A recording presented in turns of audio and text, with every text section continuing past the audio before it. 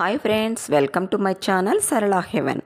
ఈరోజు నేను ఎంతో రుచికరమైన ఆంధ్ర స్టైల్ గుత్తి వంకాయ కూర నేను ఎలా చేసుకున్నానో మీకు చూపిస్తున్నాను ఫ్రెండ్స్. మీకు నచ్చినట్లయితే మళ్ళీ ఒకసారి ట్రై చేయండి. ఇది అందరికీ నచ్చుతుంది ఫ్రెండ్స్. గుత్తి వంకాయ కూర అంటే ఫస్ట్ స్టవ్ వెలిగించుకోండి. తర్వాత ప్యాన్ పెట్టుకొని ఒక 4 స్పూన్లు శనక్కాయ పప్పు వేసుకొని బాగా ఫ్రై చేయండి. ఫ్రై అయ్యాక ఒక చిన్న కప్పు నిండుగా ధనియాలు వేసుకోండి. ధనియాలు వేసుకున్నాక ఇది కూడా సిమ్లోనే పెట్టుకొని వేయించుకుంటూ రావాలి. తర్వాత ఒక 7 పలుకులు జీడిపప్పు వేసుకున్నాను. కొంచెం జీలకర్ర, 4 లవంగాలు, ఒక చెక్క, ఒక 2 స్పూన్లు నువ్వులు, ఒక 2 స్పూన్లు ఎండు కొబ్బరి పొడి బాగా ఫ్రై చేసుకున్నాను ఫ్రెండ్స్. ఇది సిమ్లోనే పెట్టుకొని బాగా వేయించుకున్నాను. తర్వాత మిక్సీలో తీసుకొని ఈ కొంచెం పౌడర్ లాగా చేసుకున్నాను. తర్వాత కొంచెం అల్లము, కొంచెం ఒక 4-5 తెల్లగడ్డలు బాగా పేస్ట్ చేసుకున్నాను. తర్వాత ఒక స్పూన్ గరం మసాలా వేశాను. ఒక 2 స్పూన్లు మిరప్పొడి వేసుకున్నాను ఫ్రెండ్స్ నేను. తర్వాత పసుపు పొడి వేసుకున్నాను. కొంచెం ఉప్పు వేసుకున్నాను.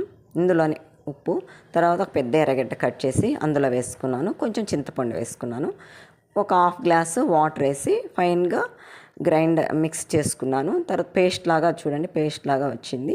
ఈ పేస్ట్ని ఎత్తి ఇంకా మనం శుభ్రంగా కడిగి వంకాయలు నేను 10 వంకాయలు తీసుకున్నాను ఫ్రెండ్స్. ఇది శుభ్రంగా కడిగి ఉప్పులో వేసుకున్నాను, ఉప్పు నీళ్ళల్లో వేసుకున్నాను ఈ వంకాయలు.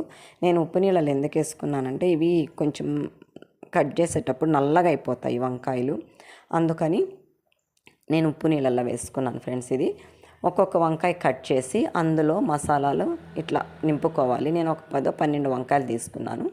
ఆ వంకాయలన్నిటిలోకి మసాలాలు నింపుకున్నాను ఫ్రెండ్స్. ఇది గుత్తి వంకాయ కూర అంటే ఎంతోమందికి చాలా ఇష్టంగా ఉంటుంది. మేమైతే బాగా తింటాము. చపాతీలోకి బాగుంటుంది, రైస్లోకి బాగుంటుంది, ఇంకా రాగి సంగట్లోకి అయితే ఇంకా సూపర్గా ఉంటుంది. మేమైతే ఎప్పుడు ఈ వంకాయ కూర చేసుకున్నప్పుడు బగారా రైస్ అన్నా చేసుకుంటాము, లేకపోతే రాగి ముద్దన్నా చేసుకుంటాం ఫ్రెండ్స్.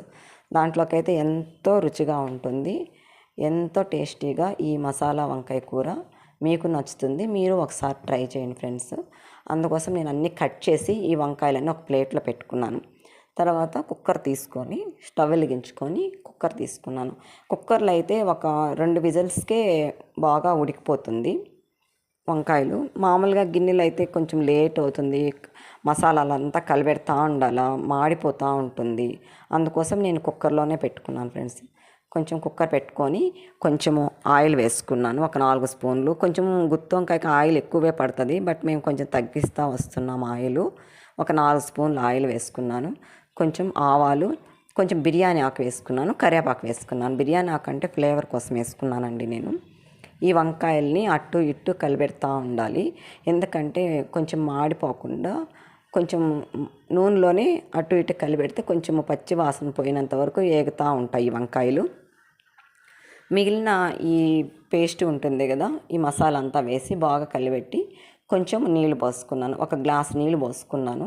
నీళ్ళు పోసుకొని ఒక 2 విజిల్స్ వచ్చేంత వరకు ఉడకబెట్టి తీసుకున్నాను ఫ్రెండ్స్. చూడండి ఎంతో కలర్ఫుల్గా, ఎంతో ఆ ఫ్లేవరే తినాలనిపిస్తుంది, ఆ వాసన.